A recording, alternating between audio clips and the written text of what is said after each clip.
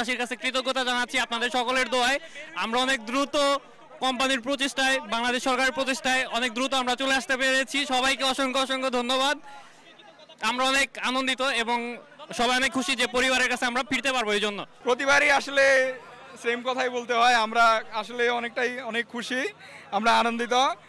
আমরা সবাই অনেক দিন পরে অনেক বড় একটা বিপদ কাটিয়ে পরিবারের কাছে ফিরছি। আমাদের পরিবার খুবই আনন্দিত, আমরা খুবই আনন্দিত, দেশবাসীও আমাদের জন্য আনন্দিত, দেশবাসী আমাদের জন্য দোয়া করছে। আমরা খুবই সবার কাছে খুবই কৃতজ্ঞ। আমরা আমাদের কোম্পানির কাছে কৃতজ্ঞ, আমরা সরকারের কাছে কৃতজ্ঞ। সবাইকে ধন্যবাদ, অসংখ্য ধন্যবাদ। আলহামদুলিল্লাহ আল্লাহর অশেষ রহমতে আমরা মুক্ত হয়ে আসতে পারছি।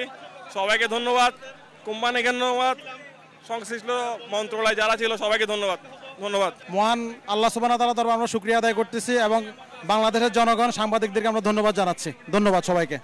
শুকরিয়া, আমরা কৃতজ্ঞতা জানাই আমাদের দেশের সকলের প্রতি, সাংবাদিকদের প্রতি, আমাদের কোম্পানির প্রতি, যারা আমাদেরকে অল্প সময়ের মধ্যে সোমালিয়া জলদস্যুদের কবল থেকে মুক্ত করেছে। আমরা কৃতজ্ঞতা বলে শেষ করতে পারবো না, আমরা আসলে কোনোভাবে কৃতজ্ঞতা বলে শেষ করতে পারবো না। আমাদেরকে এখানে নিয়ে এসেছে।